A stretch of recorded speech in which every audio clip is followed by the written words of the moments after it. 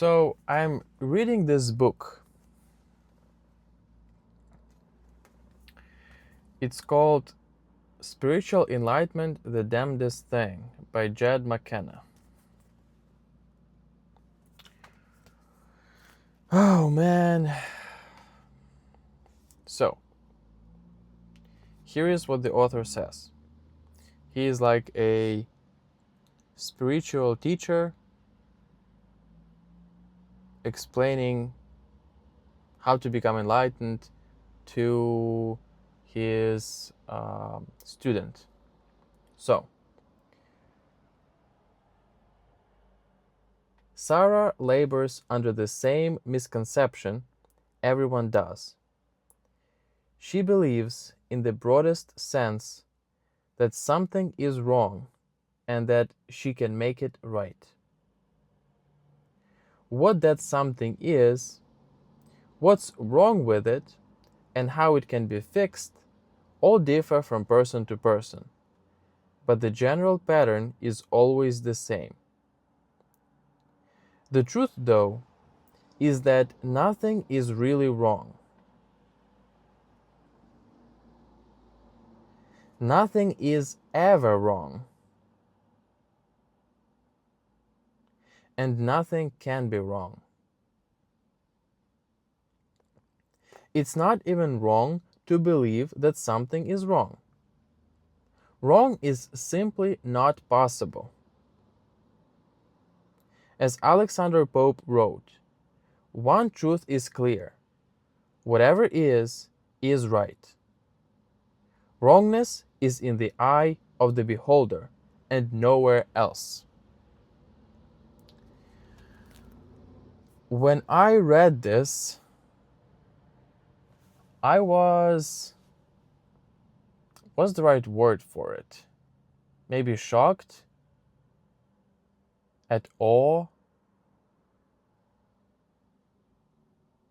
It's like it shifted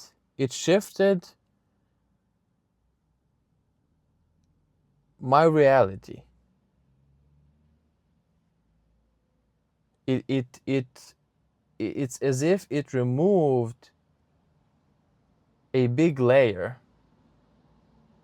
that I had on top of my reality.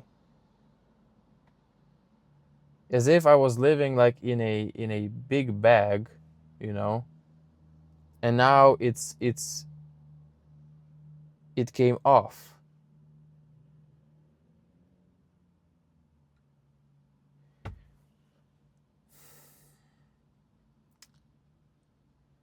This is I was reading this to my girlfriend through a video chat.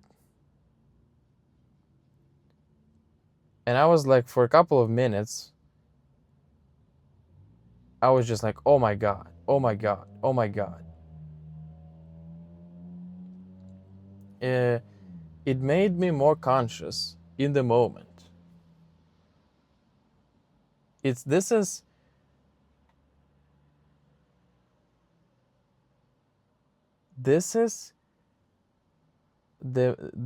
remarkably profound. This is the most profound thing that I personally ever read in a book.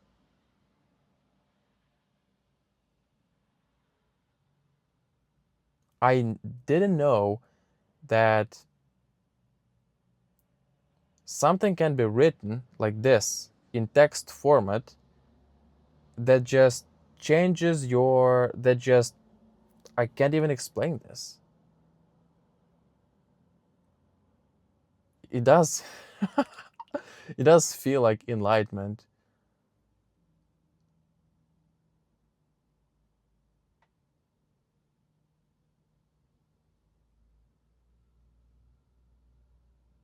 Maybe that's what it is. I don't know.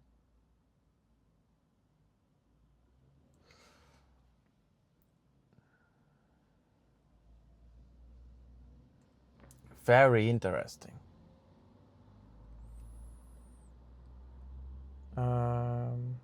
Why is this so profound? So nothing is really wrong. Nothing can be wrong. and nothing is ever wrong. This differs 180 degrees from how we are taught how to live, how we experience reality, how we are taught from childhood how to behave. It's completely the opposite.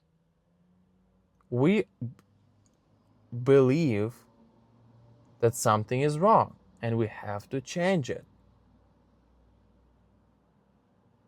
right? You need to make more money. You need to focus on your health, improve your health.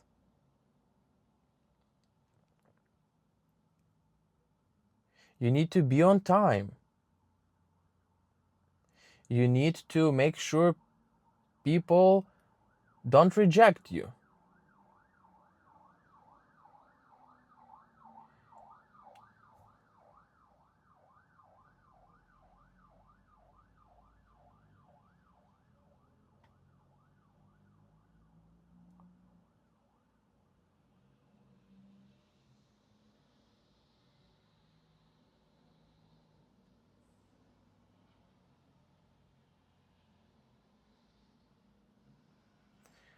All of these things we believe are wrong. Wrong about our lives. Not enough. Not enough.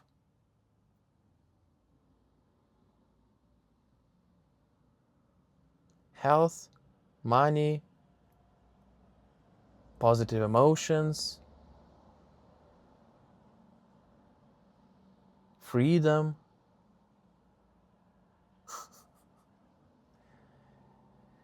Oh my God, man, what is this?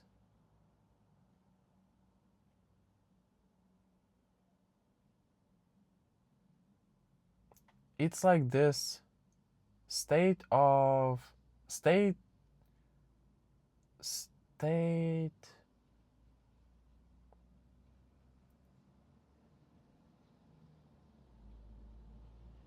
state that I can try to describe it.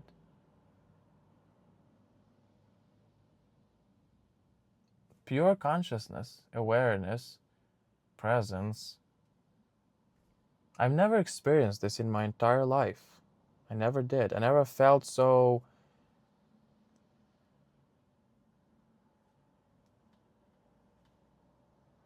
There's no word to describe this.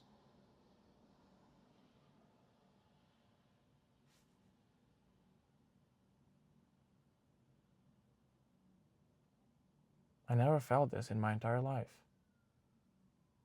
It does feel like enlightenment. I think that's what it is. Yeah. So is this what was missing for me?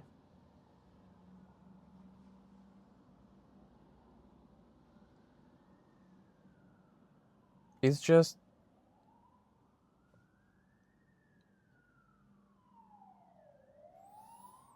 no thoughts, not really.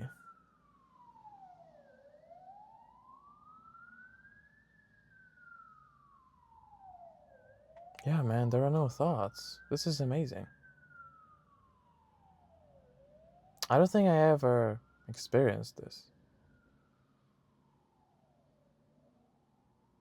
Oh man, it just blew my mind, literally.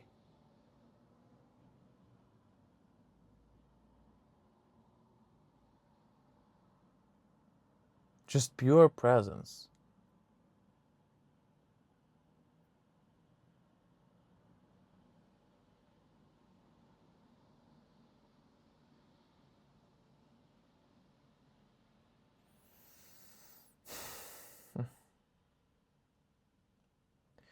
So nothing is really wrong.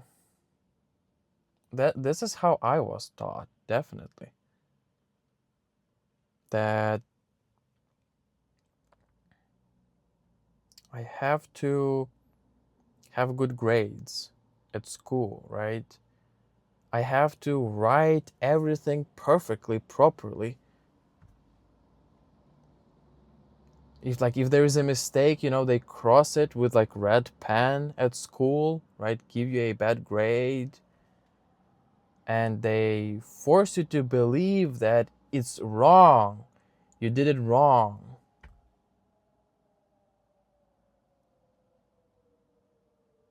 This is amazing, man.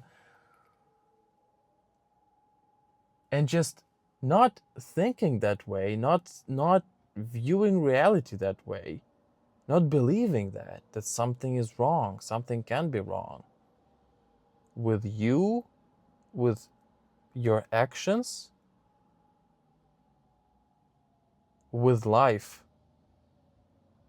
Like not believing that, for me, somehow it's very, very, very freeing.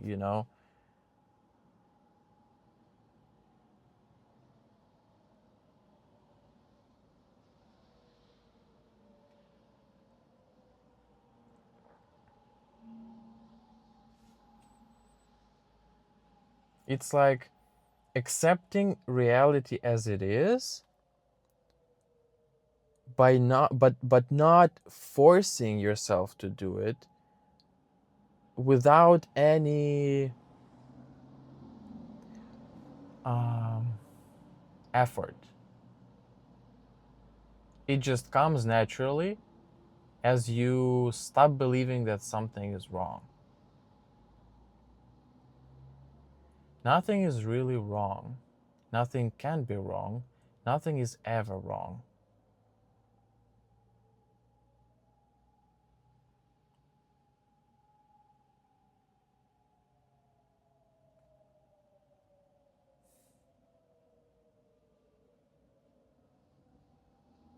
I can absolutely see how this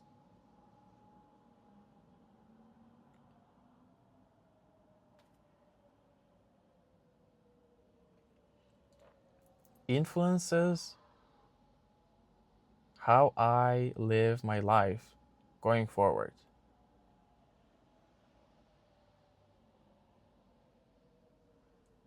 I was learning to accept reality as it is for many years.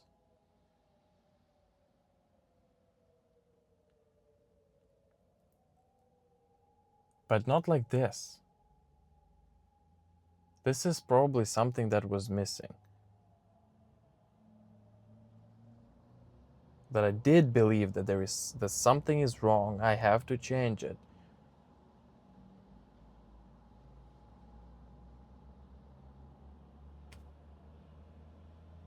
This is like a complete letting go of any effort, any action, anything.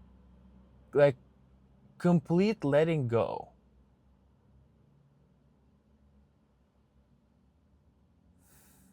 Any control, right? Any desire to change something.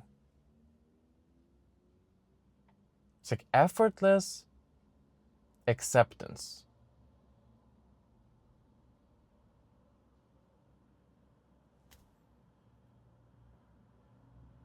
I also like it how he says here,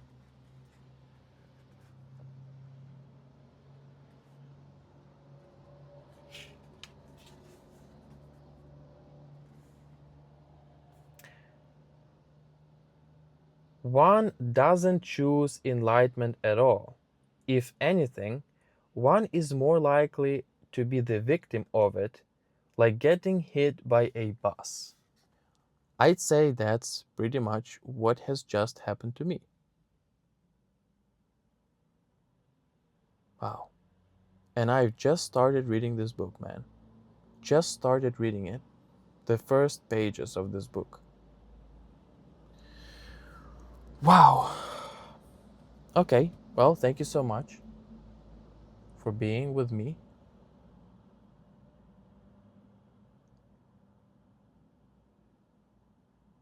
Oh yeah, I don't know the repercussions of this. the consequences of this. But the level of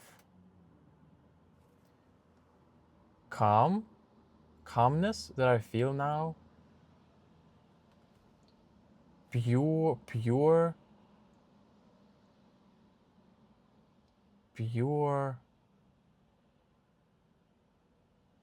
pureness, purity, being,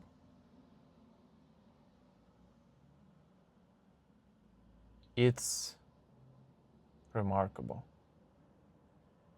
Absolutely remarkable.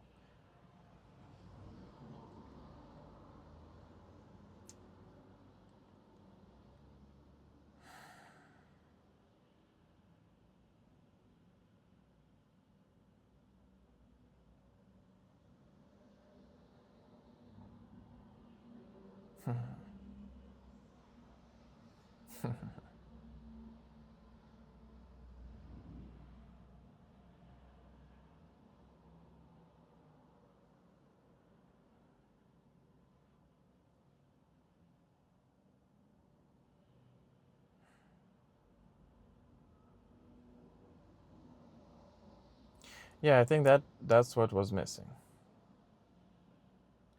I knew about the ego thing, the illusion of the ego, that you can dissolve it, that you can unite with the universe. I don't think if I had if I've united with the universe or not.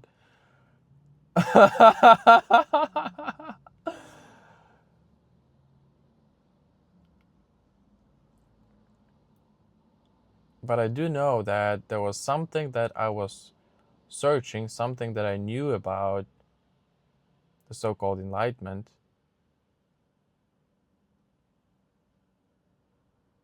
And when I would meditate, I would feel my chakras.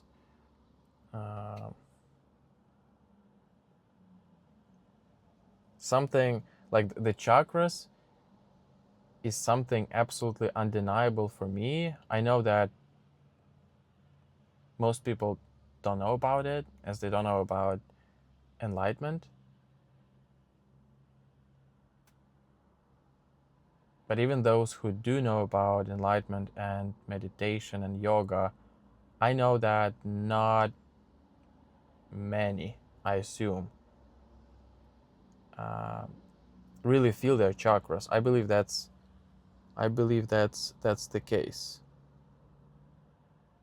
There are some yoga practices, meditation practices that focus on that, but for me it's natural. I started feeling my chakras naturally. I didn't do any special practices. I can talk about that in a separate video.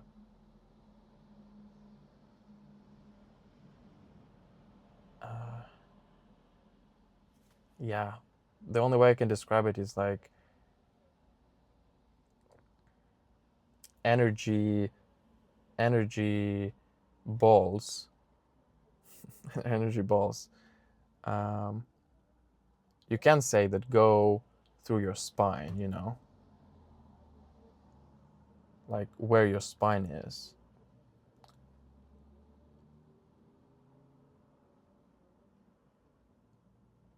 Yeah, so for me that's undeniable. I felt that. So basically, I can activate my chakras at any moment. It's been for, I don't know, many years for me now that I could do that.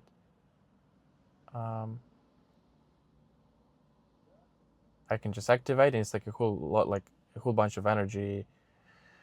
I can't describe it. That's probably for a separate video. So at those moments, I would feel. Also, I meditate when I want to. Meditation for me is just like sitting, listening to some music. I do it maybe once per month, once every couple of months. And sometimes it's very profound. I can cry a lot, just being aware of life and being aware of how beautiful it is, being very grateful, and just that this pure presence, consciousness, just being. But that's very short-lived, very short-lived. And when I stop listening to music, that pretty much ends quite often. So I wouldn't call it enlightenment, you know. I wouldn't call, yeah, but that's quite interesting. But it's more like peaks of maybe pure awareness, I would say, or just being present and being and loving and accepting and just having like loving life. Maybe that's how I'd put it. But what's just happened to me now is something new. Something new. I don't want to lose it now.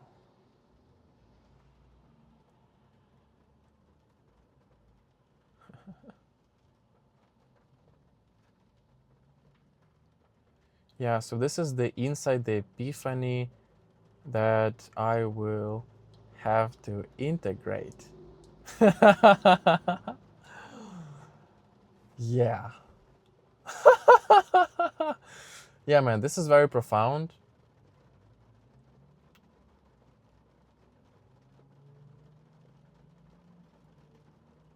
Very profound.